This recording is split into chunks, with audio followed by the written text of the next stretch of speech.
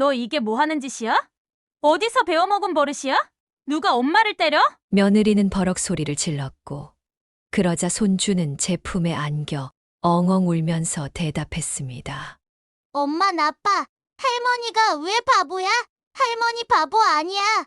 그리고 냉장고에 있는 차가운 밥은 강아지한테나 주는 거라고. 유치원 친구가 그랬단 말이야.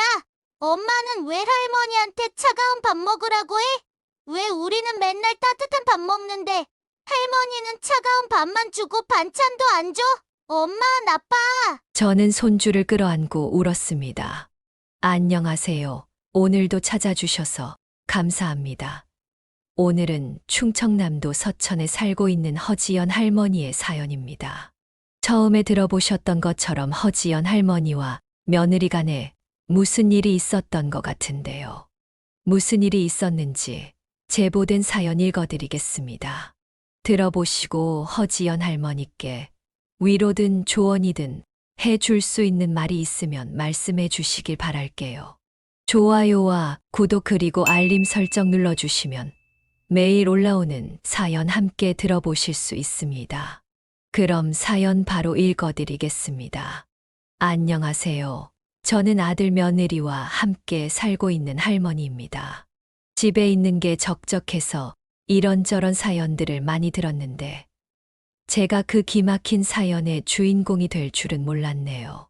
며느리와의 갈등을 이야기하면 꼭 며느리 흉보는 것 같아 주변 사람들한테는 한 번도 푸념해 본 적이 없어요. 그런데 이곳이라면 안심하고 말할 수 있을 것 같아 용기 내어 사연을 보내봅니다. 얼마 전에 있었던 기막힌 일에 대해 한 번쯤은 꼭 이야기해보고 싶었거든요. 제 남편은 건설 현장에서 일하던 사람이었는데 아들이 태어나기도 전에 현장 사고로 세상을 떠났어요. 그래서 평생 아들 하나 바라보고 안 해본 일 없이 악착같이 살았습니다. 남의 집에서 좌판에서 물건을 팔아보기도 하고 5일장날에 그냥 가서 채소도 팔아보기도 하고 남의 집 파출부까지 하면서 아들을 키웠어요. 평생 가난했지만 늘 공부 잘하고 반듯하게 자라는 아들을 보면서 하루하루가 행복했습니다. 홀어머니의 외아들이라 걱정을 많이 했는데 다행히 10년 전쯤 참한 아가씨를 데려와서 결혼하겠다고 하더군요. 그날 밤에 어찌나 눈물이 나던지 아들도 기특하고 어려운 조건임에도 선뜻 결혼하겠다고 나선 며느리에게도 참 고마웠어요. 그래서 며느리를 정말 친딸처럼 생각하며 살았습니다.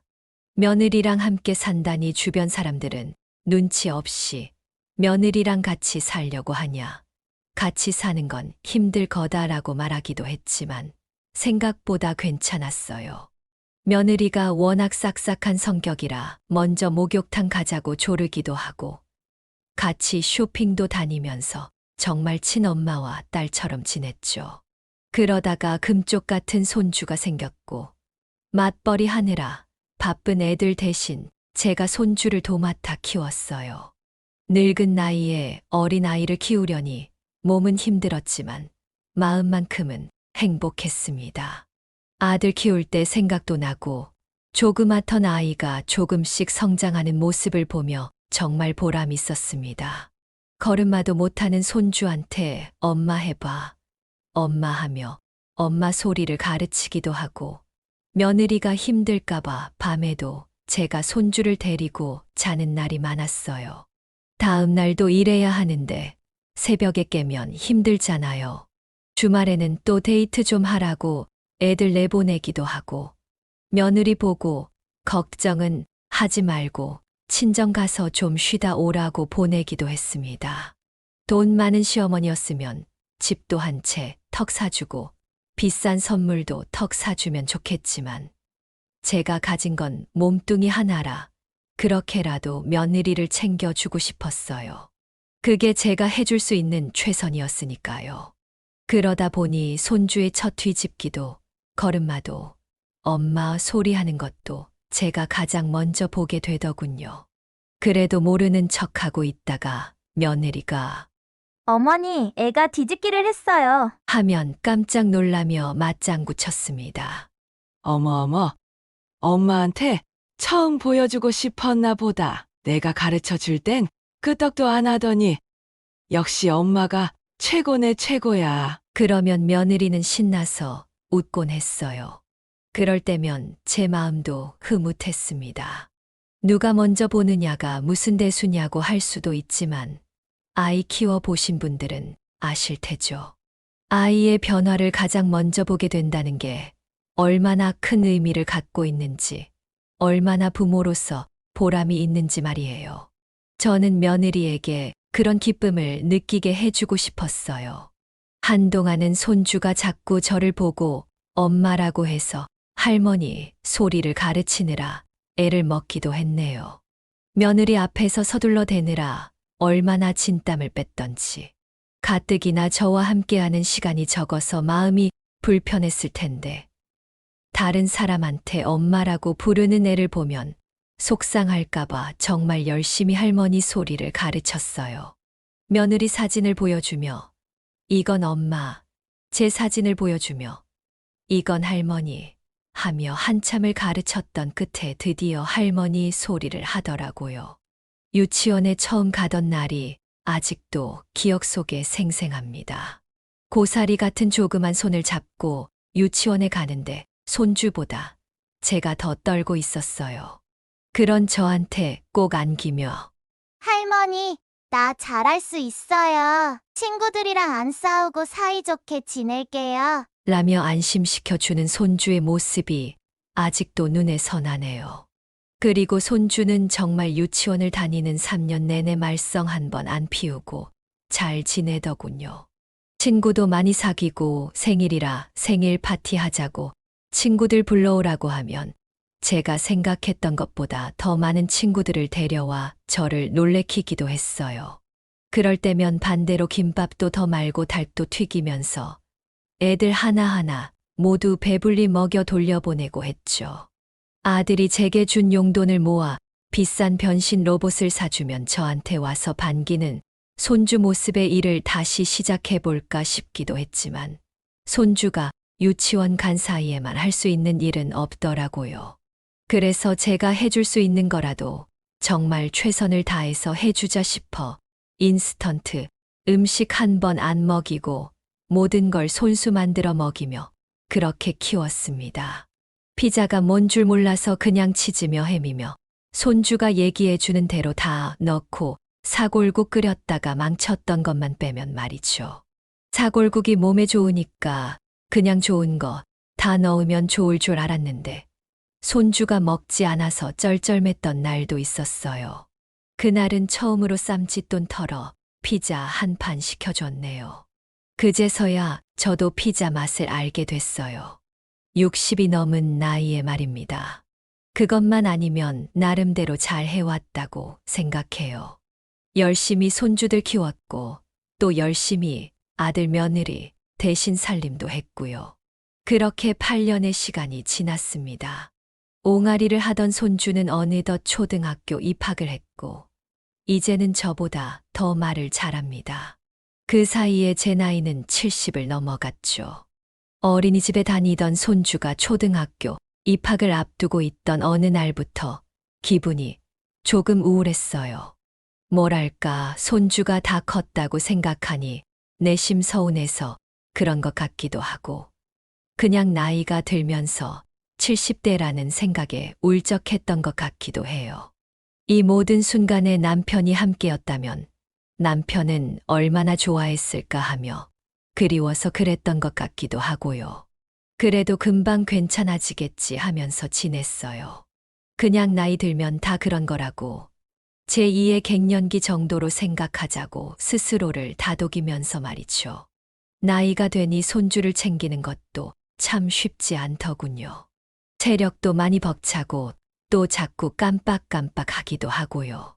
그래서 잘 지냈던 며느리와의 사이도 점점 멀어졌습니다. 며느리 잘못은 아니에요. 모두 제 잘못이죠. 자꾸 깜빡깜빡 하니까 이런저런 문제들이 생겼거든요. 가족 여행 가는 날 가스불을 안 끄고 나와서 정말 식겁한 적도 있었죠. 손주가 초등학교 입학한다고 기념으로 강원도로 여행 가던 날이었는데 그날 아침까지 제가 사골을 끓이고 있었거든요. 차 막히면 안 된다고 아들이랑 며느리는 아침부터 서두르고 있고 저는 사골 끓이랴 손주 챙기랴 정말 정신이 하나도 없었어요. 손주만큼은 빈속에 나가게 할 수가 없어서 간단하게 과일 깎아서 좀 먹이고 저도 옷 갈아입고 하다 보니 어느새 사골은 제 머릿속에서 사라져 버렸던 거죠. 그렇게 번갯불에 콩 구워 먹듯이 후다닥 준비하고 집을 나설 때까지도 저는 가스불 생각을 하지 못했어요. 강원도로 향하는 중에 그제야 아차 사골국 하며 생각이 나더군요. 그래서 집이 불나게 생겼다면서 어서 빨리 돌아가야 한다는 저의 말에 모두 식겁하며 돌아왔어요. 결국 저 때문에 여행을 모두 망쳐버렸죠. 그리고 그렇게 돌아온 집에는 매캐한 냄새와 연기가 자욱했어요. 다행히 불이 나지는 않았지만 사골은 쫄다가 못해 들통 바닥이 시커멓게 타버렸고 온 집안에 탄내가 배어 그거 빼내는데 정말 한참 걸렸습니다. 꼬박 3일을 환기시켰는데도 탄내가 안 빠지더라고요. 게다가 빨래에 널어놨던 옷들에 그 냄새가 전부 배어버렸어요. 섬유유연제를 듬뿍 넣고 빨래를 2~3번 다시 했는데도 냄새가 빠지지 않더군요. 결국 그 옷들은 모두 버릴 수밖에 없었습니다. 거기엔 며느리가 아끼던 옷도 있었는데 미안해서 얼굴을 들 수가 없었어요. 그 이후로 모두가 집을 비울 때면 며느리는 가스불부터 확인하고 나갔습니다. 제가 확인했다고 해도 꼭 다시 집에 들어가서 확인을 해야 마음이 놓였어요. 가끔은 제가 날 무시하는 건가, 날 못 믿는 건가 하면서 기분이 상하기도 했지만 어쩌겠어요. 전적이 있는 제가 참아야죠. 그때부터였던 것 같네요. 며느리랑 사이가 조금씩 멀어지기 시작한 게 그 뒤로도 참 많은 것들을 전 깜빡깜빡하기도 하고 점점 변해가기 시작했습니다. 같은 아파트 할머니들이 요즘 왜 이러냐고 물을 정도로 대화하는 게 어려워지기도 하고 제 자신이 느끼기에도 제가 변해가는 것 같아 두려울 정도였어요. 그래서 남들한테 말을 못했지만 한동안 불안했던 적도 있었어요. 내가 왜 이러나 싶어서요. 또 괜한 사람을 잡은 일도 있었죠. 할머니들 모임이 있었는데 그날 지갑을 잃어버렸거든요. 근데 유독 한 할머니가 자꾸 눈에 밟히는 거예요. 왠지 저 사람이 내 지갑을 훔쳐서 숨겼을 것 같고 너무 의심스러워서 그날 결국 그 할머니 머리채를 잡고 말았습니다. 제 자신도 깜짝 놀랄 정도로 순식간에 벌어진 일이었어요. 앞자리에 앉아 있다가 갑자기 머리채를 잡고 내 지갑 내놓으라고 소리를 질렀으니 그 사람은 얼마나 당황했을까요? 다른 할머니들의 만류에 결국 싸움은 끝났는데 그 후로 저는 모임에 나갈 수가 없었습니다. 또다시 그런 일이 있을까봐 너무 두렵기도 했고 무엇보다도 화장대 위에 곱게 놓여있는 지갑을 보면서 내가 정신을 어디다 두고 사는 거지 싶어서 남들한테 피해 주지 않으려면 집 밖으로 나가지 말아야겠다는 생각을 했어요. 그런데 집에만 있어서 그런지 점점 날짜 개념이 없어지는 겁니다. 시간 가는 것도 자꾸 모르고요.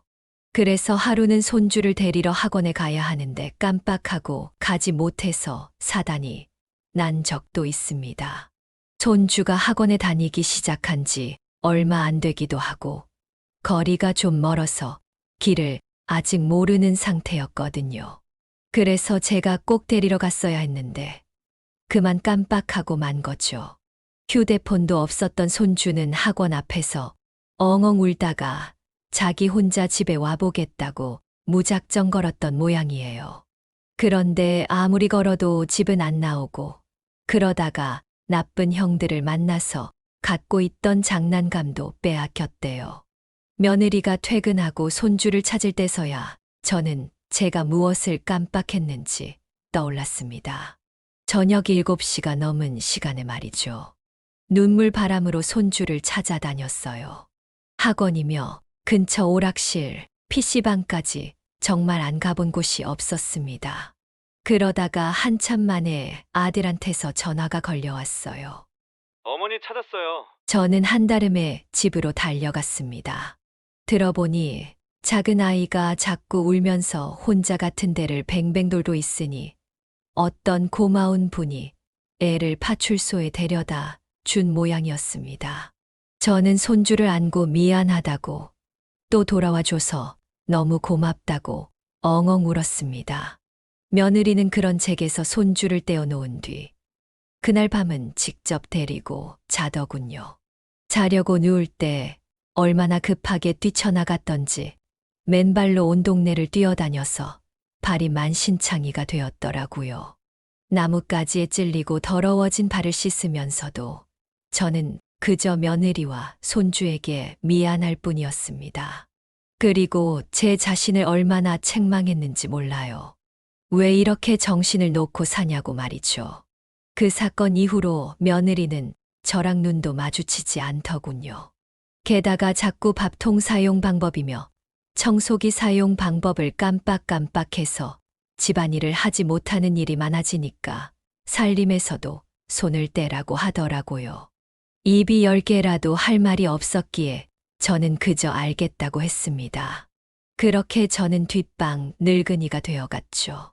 그래도 손주는 여전히 저를 잘 따랐고 세상에서 할머니가 제일 좋다며 제 얼굴을 그림으로 그려주기도 했어요. 자긴 결혼하면 할머니랑 같이 살 거라고 하길래 색시가 안 좋아할 텐데. 했더니 할머니랑 같이 안 살면 결혼 안 할 거예요. 라고 말하는 손주 모습에 한참을 웃었습니다. 말만으로도 참 감사한 일이죠. 늙은 할머니를 그렇게 좋아해주고 또 결혼해서 같이 살 생각까지 해주다니 말입니다.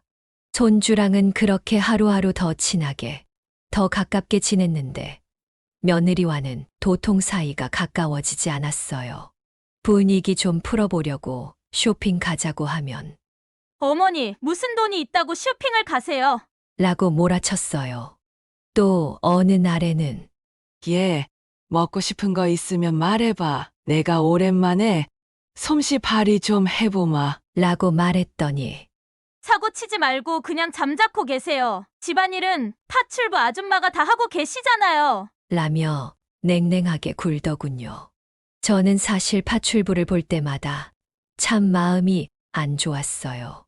나도 저렇게 남의 집 일한 적이 있어서 그런지 영 마음이 편치 않고 뭐라도 자꾸 주고 싶고 먹이고 싶은데 요즘 사람들은 그런 거 없이 정말 일만 딱 하고 가더군요. 그리고 며느리가 파출부에게 뭐라고 했는지 갈 때마다 저에게 할머니, 가습기 만지지 마세요. 라며 주의를 주곤 했습니다. 저도 사람인지라 그럴 때면 참 기분이 나빴어요. 혹시 저한테 무슨 문제가 생긴 건 아닐까? 왜 자꾸 이렇게 사고를 치고 깜빡깜빡 하나 싶어 아들한테 슬쩍 부탁해 병원에 같이 갔습니다. 여러 가지 검사를 하고 나서야 의사는 어려운 말을 내뱉었어요. 치매입니다. 다행히 중증은 아니고 이제 막 시작되는 단계네요. 약물 치료를 꾸준히 하시면 진행을 늦출 수는 있습니다. 저는 그 순간 하늘이 노래지는 것 같았어요. 내가 치매라니. 아무리 경증이라고 해도 치매라는 단어를 듣는 순간 마음이 쿵 하고 내려앉았습니다. 아들도 역시 놀란 눈치였죠. 저는 며느리에게만큼은 얘기하지 말아달라고 부탁했지만 아들은 아마도 며느리에게 곧장 얘기한 모양이었어요. 그리고 며칠 정도 지나고 나니 집에서 아이의 밥도 따로 먹게 하더군요. 오랜만에 5 식구가 모여 밥 먹는 저녁 시간이었어요. 그런데 밥 냄새가 나서 식탁으로 가려고 하니 파출부 아줌마가 막는 거예요. 그래서 아니, 왜 그러세요? 밥 다 된 거 아니에요? 라고 했더니 할머니는 방으로 들어가 드세요. 라며 저를 방으로 밀어넣고 문을 쾅 닫아 버리더군요. 서러워서 눈물이 났습니다. 이제는 애들이랑 밥도 못 먹는 신세라니요. 파출부 아줌마가 갑자기 왜 그럴까 싶어서 쟁반에 밥을 갖고 오는 아줌마를 붙잡고 물었습니다. 아줌마, 나한테 왜 이래요? 왜 애들이랑 밥을 못 먹게 해요? 내가 뭐 잘못했어요? 그랬더니 돌아오는 대답은 충격적이었습니다. 그게 아니고 사모님이 그렇게 하래요. 사모님, 할머니 며느리가요. 왜요? 이유야 저도 모르죠. 그냥 할머니 식사는 앞으로 방으로 갖다 드리라 하니까. 저야 돈 주는 사람이 시키는 대로 하는 것뿐이에요. 아주머니는 잠시 바깥 눈치를 보더니 소곤거리는 소리로 대답했죠. 밥맛이 뚝 떨어지고 이렇게 살아서 뭐 하나 하는 생각이 들더군요. 밖에서는 계속 손주가 할머니는 왜 안 나와? 할머니랑 밥 같이 안 먹어? 할머니는 아프셔서 이제 같이 밥 못 먹으니까 그렇게 알아. 하고 지 엄마한테 묻는 소리가 들리는데 며느리는 계속 조용히 하라고 하며 매섭게 말했어요. 그날부터 저는 마치 격리당하는 것처럼 살았어요. 아들과 며느리가 출근한 후에야 방에서 나올 수 있었고 애들이 퇴근하고 나면 방에 갇혀서 화장실 한 번 가는데도 눈치를 몇 번씩이나 봐야 했죠. 나중엔 며느리가 나에게 요강을 사다 주더군요. 말로는 밤에 화장실 왔다 갔다 하기 힘드실까봐 여기에 둘게요. 라고 했지만 이유는 뻔했어요. 화장실 때문에 나오는 것도 꼴 보기 싫었던 거겠죠. 서러웠지만 어쩔 수 없었습니다.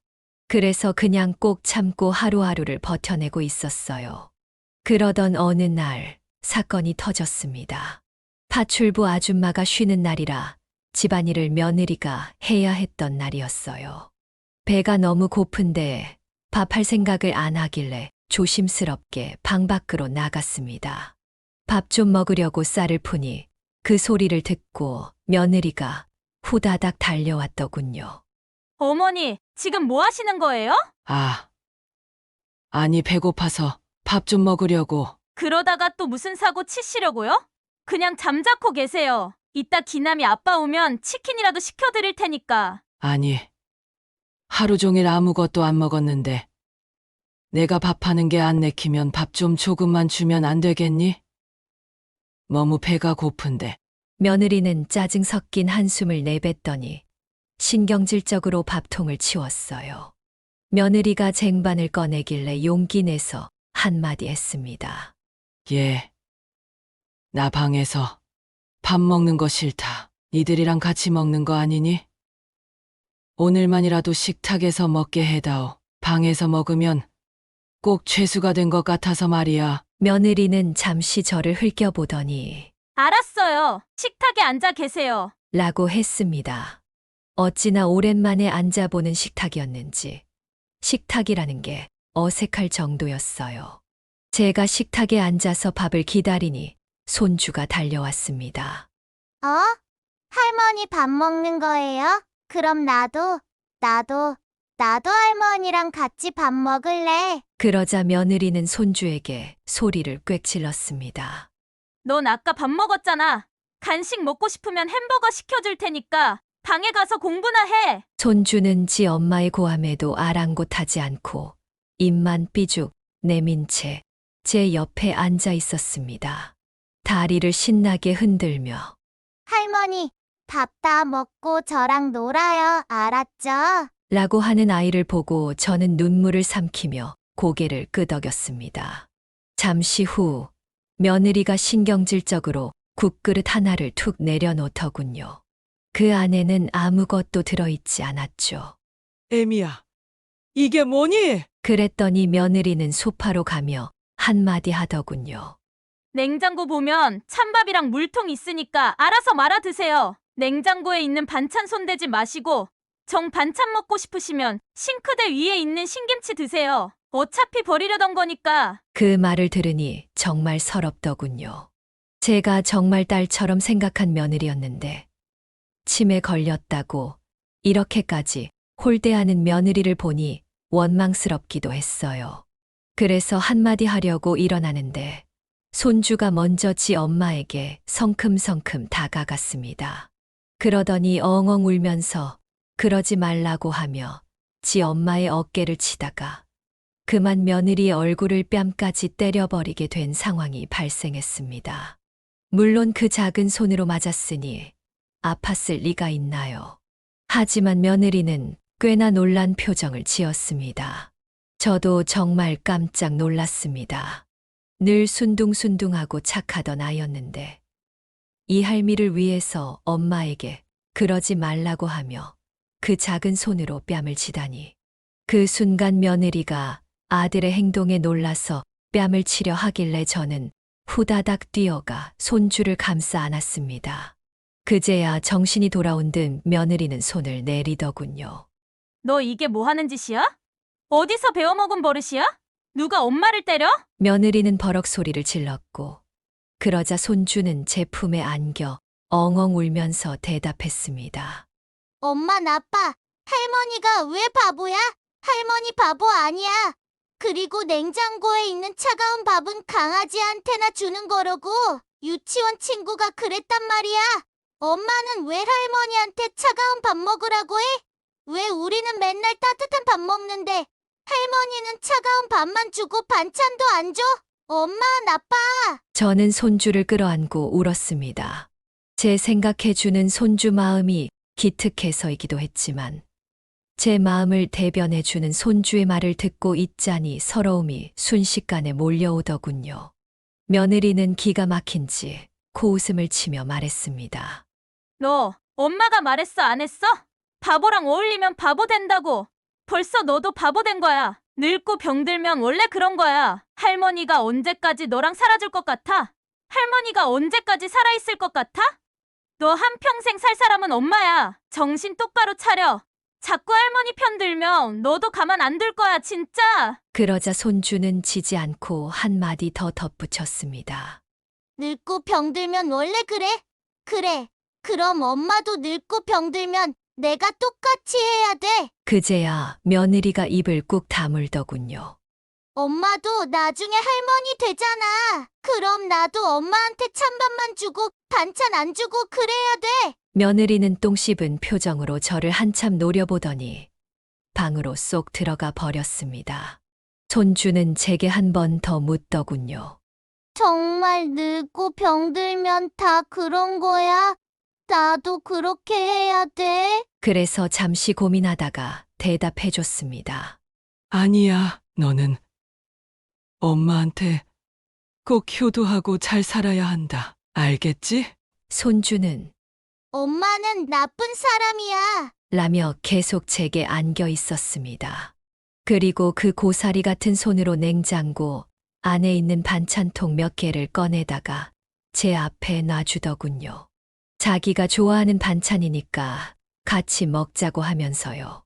엄마는 나쁜 사람이 아니라 할머니가 잘못해서 그런 거라고. 앞으로는 절대 엄마 때리면 안 돼. 다 이르긴 했지만 내 심속이 시원했습니다. 필요할 때만 어머니, 어머니 하며 딸처럼 굴다가 늙고 병들어 쓸모 없어지니 제가 이제 뒷방 늙은이 취급하던 며느리가 드디어 벌을 받는구나 싶었거든요. 아들이 뺨을 후려칠 줄은 몰랐겠지요. 사람은 자기가 한 대로 돌려받는다는 말이 정말 맞는가 봅니다. 내 새끼처럼 키운 손주가 내 편을 들며 복수해 줄 몰랐네요. 영악하게 머리 굴리던 며느리의 실체를 알고 난 뒤 저는 더 이상 뒷방 늙은이로 살지 않기로 결심했습니다. 식사 때마다 파출부 아줌마를 밀어내고 꼭 식탁에 가서 밥을 먹었고 그때마다 며느리는 썩은 동태 같은 표정으로 밥이 입으로 들어가는지 코로 들어가는지 모르게 후다닥 먹고는 방으로 쑥 들어가 버렸지만 신경 쓰지 않았어요. 며느리의 실체를 아들에게도 말해줄까 하다가 그건 그냥 말았습니다. 잘 사는 부부 이간질해봤자 뭐 하겠어요. 아들도 그건 모르는 편이 더 나을 테고요. 저는 그저 손주가 제 편을 들어줬다는 것 하나로 만족합니다. 그 사건 이후로 며느리는 적어도 손주가 있을 땐 저한테 잘 해주고 있습니다. 늙어서 똑같은 취급받기 싫은 거겠지요. 그런 모습이 가식적일 때도 있지만 그냥 신경 쓰지 않으려 해요. 신경 써봤자 저만 스트레스 받을 테니까요. 저는 요즘 치매 치료 센터에 다니며 경증 치매에 좋다는 활동들을 하고 있어요. 색칠도 하고 글짓기도 하고 인지 훈련도 하면서 말이죠. 그러다 보니 점점 뭔가 좋아지는 것 같기도 하고 다시 생활에 활력을 찾아서 아주 만족하고 있습니다. 아들은 요즘 매일 일찍 들어와 저랑 고스톱을 치거나 글짓기를 도와주기도 하고 손주 녀석은 제가 틀린 맞춤법을 찾아 다시 고쳐주곤 합니다. 며느리만 빼고 온 가족이 똘똘 뭉쳐서 제 치매를 이겨내기 위해 이렇게 노력하며 살고 있어요. 저는 이제 너무 며느리를 위해 희생하지 않으려고 해요.